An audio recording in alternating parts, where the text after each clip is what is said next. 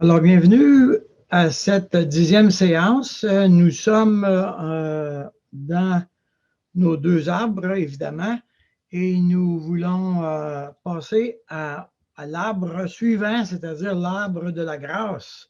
Donc, nous allons examiner la question des vérités de Dieu, les vérités au sujet de Dieu, et ces vérités sont directement reliées en parallèle avec nos racines. C'est-à-dire que dans nos racines, nous sommes arrivés à des conclusions qui n'étaient pas justes au sujet de nous-mêmes, des hommes et de Dieu. Donc ici, là, il y a plusieurs jugements qui sont en lien, qui sont des mensonges ou des faussetés, ou tout simplement des éléments qui doivent être mis à la croix. Alors, normalement, nous devrions avoir fait cette étape-là à la confession, dans le chant de Dieu, dans la repentance, et voilà.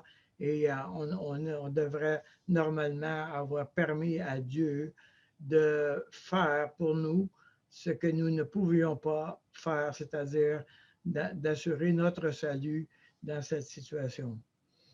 Maintenant, nous sommes évidemment en train de revenir maintenant dans le giron de la personne de Dieu et nous voulons connaître ou réapprendre, renouveler notre intelligence, réapprendre qui est Dieu.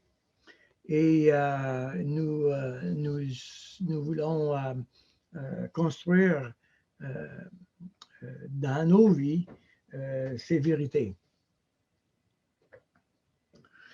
Alors, qui est Dieu? D'abord, on devrait dire que le péché a déformé notre compréhension de Dieu. Alors, c'est la raison pourquoi est-ce que nous sommes montés dans cet arbre.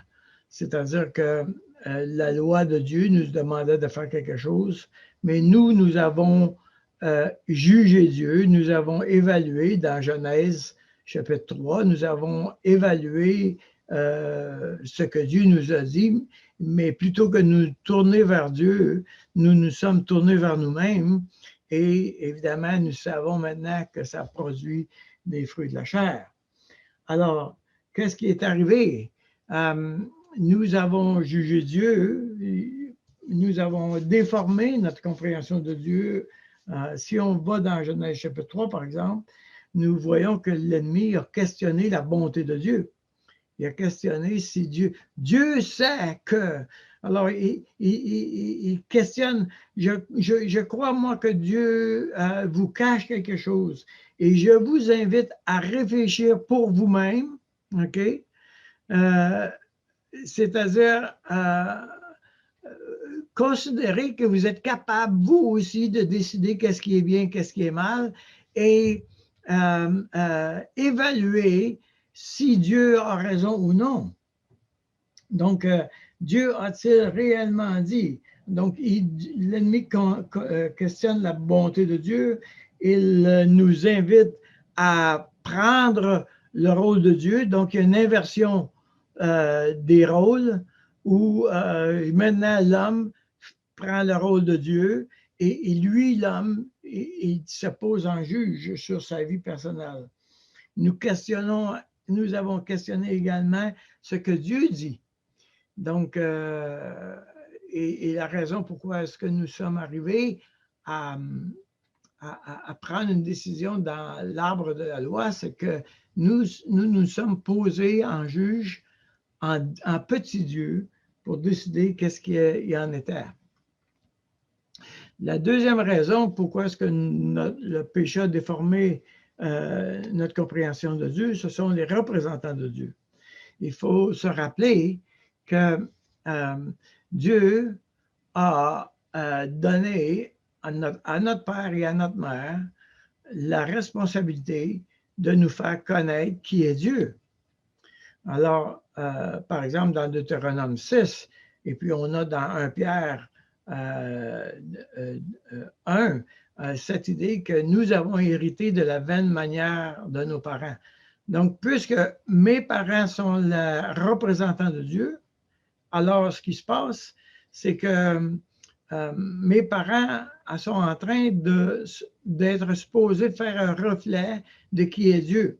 Maintenant, si eux autres ils ont été touchés par le péché, évidemment, alors si ils ont une tare au niveau de la personne, de leur personne, ils ont mal représenté Dieu. Alors si, par exemple, ils ont été cruels ou intransigeants, ou s'ils n'ont pas été pourvoyeurs, ou s'ils ont eu une difficulté à communiquer l'amour, alors nous sommes maintenant en déficit. Et nous sommes arrivés à la conclusion, voici qui est Dieu. Nous croyons que Dieu est comme ça. Okay? Donc, si on a eu une difficulté au niveau relationnel, nous avons de la difficulté à croire que Dieu est relationnel. Donc, le fait que nous sommes en train de questionner si Dieu est relationnel, nous avons beaucoup de difficultés, par exemple, à prier, parce que il n'y a pas d'échange entre lui et nous. Donc, la compréhension de Dieu a été filtrée par ce que nous comprenons de nos parents. Et évidemment, nous sommes en déficit en ce qui concerne qui est Dieu. Nous avons examiné, par exemple, les défauts et les qualités de nos parents. Alors, les défauts de nos parents vont se refléter dans notre compréhension de Dieu. Et nous avons donc déformé nous-mêmes notre compréhension de Dieu. Alors, si par exemple, le défaut de mon père était de la colère, alors, c'est moi ici, dans mon discours de parents, d'enfants, d'adultes ou d'enfants, j'entends les paroles de mon père au niveau de la colère. Alors, si la relation se fait au niveau du parent, alors je suis en colère contre un Dieu qui, par exemple, on peut le considérer qu'il n'est pas juste, voyez-vous, ou on peut considérer qu'il n'est pas bon. Si c'est l'enfant qui est en présence de la colère, il est possible que j'ai beaucoup de difficultés à croire que Dieu est amour, voyez-vous. Donc, l'héritage de mes parents va refléter ce que je crois de Dieu et en fait, il va introduire une perception déficiente de la personne de Dieu. Donc, c'est la raison pourquoi est-ce qu'on doit remonter dans l'arbre de la grâce et trouver auprès de Dieu la vérité. On veut se rappeler que on ne peut pas prétendre connaître Dieu. Je crois qu'on doit marcher humblement quand nous nous approchons de Dieu, sachant que Dieu la vérité de Dieu et la personne de Dieu nous échappe énormément. La Bible a dit, autant les cieux sont élevés au-dessus de la terre, autant mes voix sont élevées au-dessus de vos voix et mes pensées au-dessus de vos pensées. Et Jean a dit dans Jean 3, celui qui vient d'en haut est au-dessus de tous. Celui qui est de la terre est de la terre, et il parle comme étant de la terre. Celui qui vient du ciel est au-dessus de tous. Nous avons beaucoup de difficultés à comprendre qui est Dieu. En fait, Jésus nous dit, par exemple, dans l'Évangile de Jean, qu'il y aurait beaucoup d'autres choses à nous dire, mais il dit, vous n'êtes pas capable de prendre. Je vais devoir vous envoyer le Saint-Esprit pour que vous soyez capable d'en absorber encore un peu plus. Mais il ne pouvait pas complètement se dévoiler parce qu'on était incapable de gérer qui est Dieu. Alors, par exemple, le théologien Chester nous dit, nous introduit un certain nombre de vérités à propos de Dieu. Et ce qui met en lumière, c'est qu'il dit, il y a 4, c'est moi qui ai rajouté une, là, mais il y a 4 grands pôles qui se retrouvent très souvent dans nos vies personnelles. Dieu est grand, Dieu est glorieux, Dieu est bon et Dieu est amour.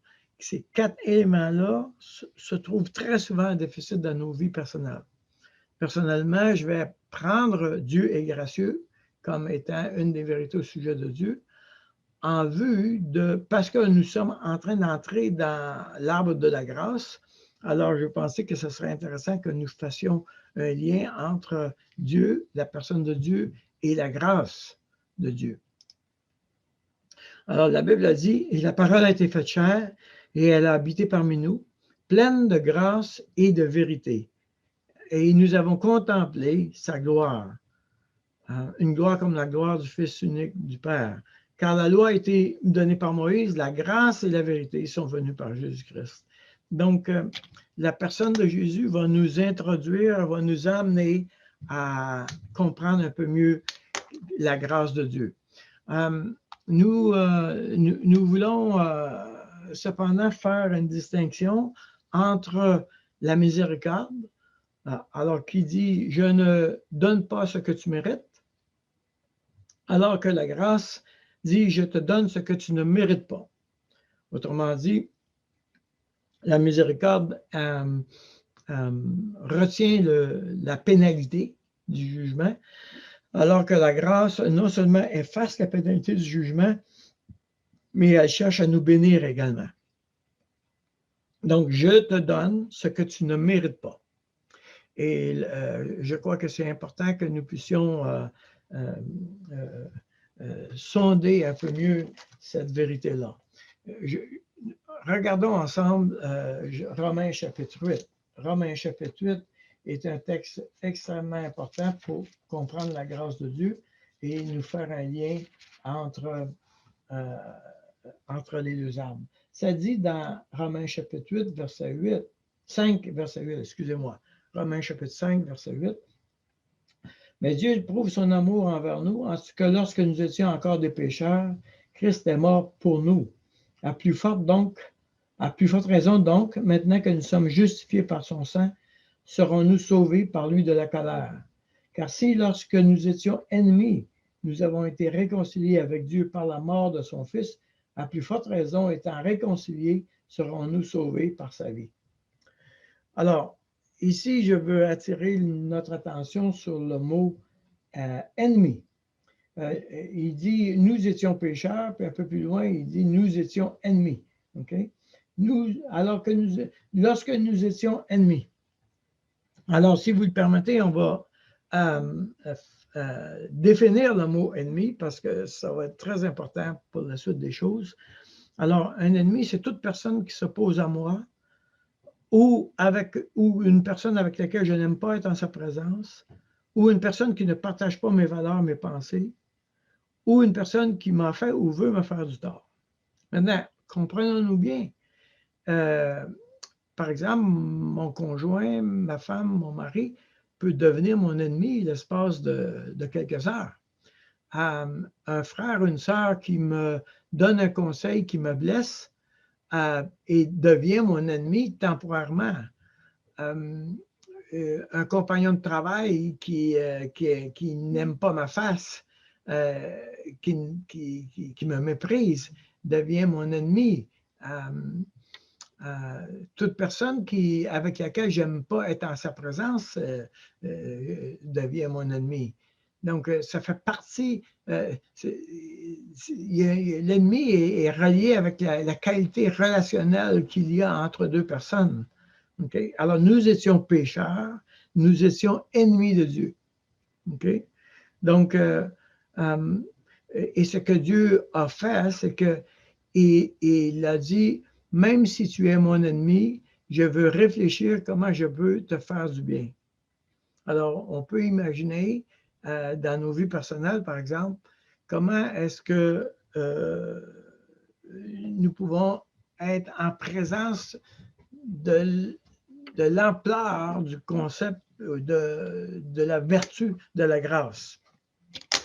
Alors, par exemple, si on faisait un exercice, on pourrait penser à une personne à laquelle vous ne voulez pas être en sa présence. Pensez-y quelques minutes. Il est possible que ce soit ta femme, ton mari, ça peut être une personne qui t'est proche, ça peut être un employé, un employeur, ça peut être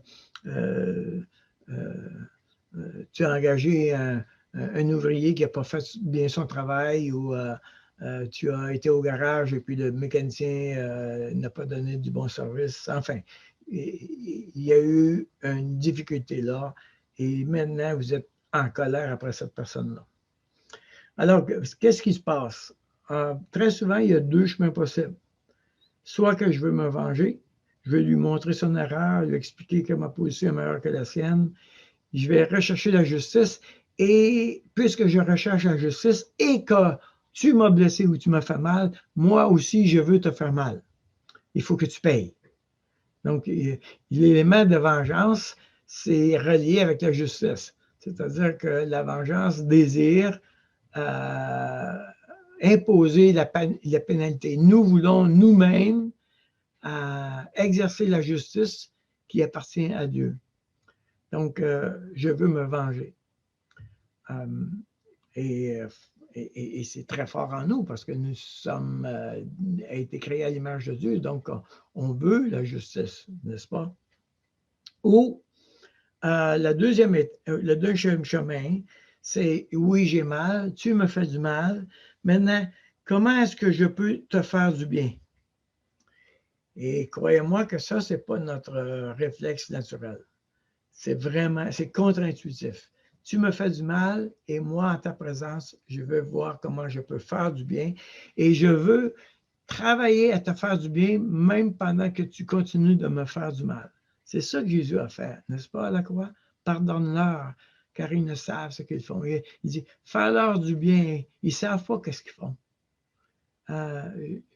Père, ne leur donne pas ce qu'ils méritent. Non, fais-leur du bien. Donc, comment je peux faire du bien?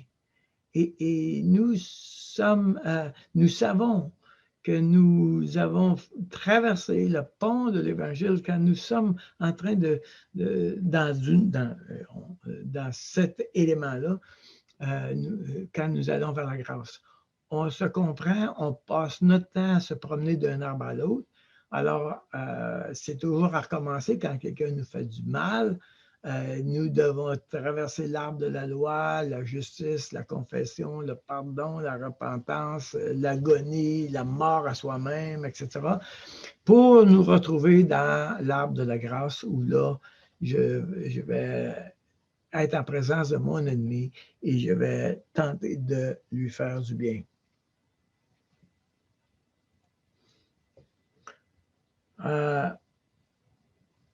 On a un autre exemple là, qui nous aide à comprendre ce qui se passe. Imaginez que tu es à l'église et que tu es en train de partager et tout à coup, si la personne réagit ou répond à ce que tu dis, elle te conseille ou te moralise, elle peut devenir là, à l'instant même, ton ennemi.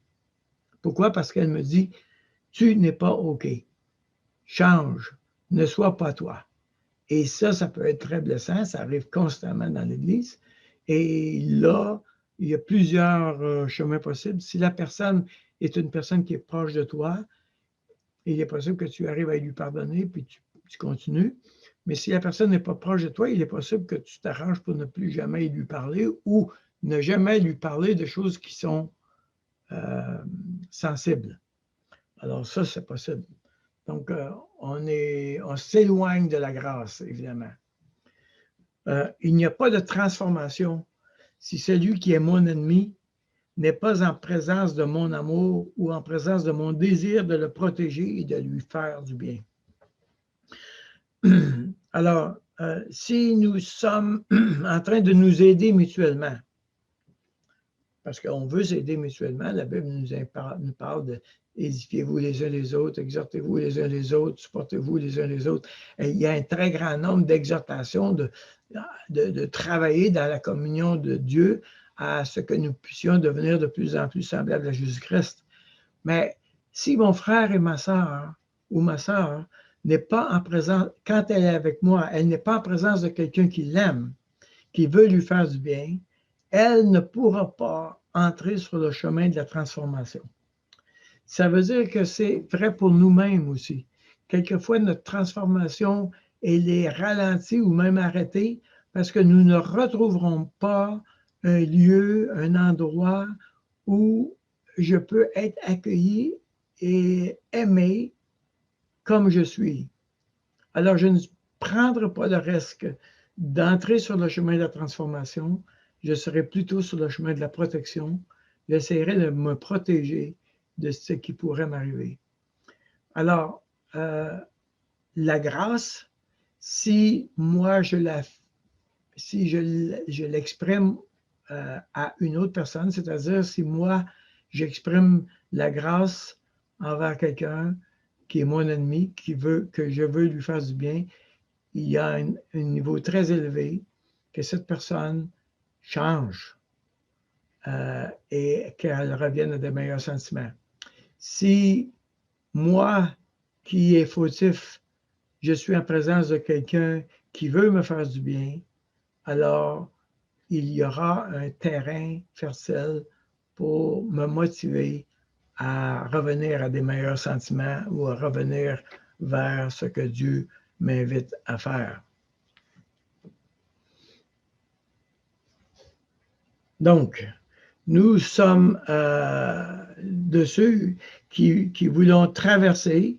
Et ici, là, il y a tout un cheminement où il y aura l'agonie, la mort et la résurrection, où l'Évangile, le salut de Dieu se sera manifesté dans ma vie personnelle.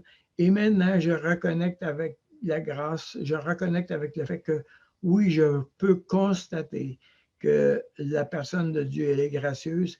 Et la vérité, c'est que si je souffre ou si j'ai de la difficulté, ce n'est pas parce que Dieu n'est pas bon, ce n'est pas parce que Dieu est en colère après moi, ou ce n'est pas parce que Dieu veut se venger. Non, je suis en présence d'un Dieu gracieux qui veut me faire du bien, mais pas à n'importe quel prix. Il veut me faire du bien en me délivrant de mes esclavages passés. Alors ça, c'est vraiment, vraiment majeur. Évidemment, il y a tous les autres éléments. Par exemple, Dieu est grand. Alors, si Dieu est souverain, on n'a pas besoin de tout contrôler. On pourrait développer ça beaucoup, là. On ne le fera pas, mais je veux mettre en lumière que chaque élément de la personne de Dieu peut faire l'objet d'une étude, d'un renouvellement de l'intelligence, d'une compréhension dans la parole de Dieu de qui il est Dieu, particulièrement dans le domaine où toi, tu as une difficulté. Alors, quand tu auras fait le lien entre ton héritage et la personne de Dieu, ça va te permettre de savoir quelle est l'attribut de Dieu, quelle est la vérité de Dieu qui doit être visitée et être nourrie. Dieu est glorieux. Donc, nous n'avons pas besoin d'être impressionnés par les autres. Nous ne sommes pas à la merci des autres. Dieu est bon. Nous n'avons pas besoin de chercher ailleurs pour trouver ce qui nous fait du bien. Dieu est amour. Nous n'avons donc pas à prouver notre valeur pour recevoir de l'amour. Dieu est amour. Et il m'aime déjà et il désire profondément mon bien. Alors, nous allons aller dans les partages et je vous invite à répondre à une de ces questions. Partagez ce que vous vivez ou quel est l'enseignement qui vient d'être donné, qui a résonné dans ta vie ou quelle est la vérité de Dieu qui touche à ton incrédulité. Alors, voilà 3 possibilités de partage pour lesquelles je t'invite à réfléchir.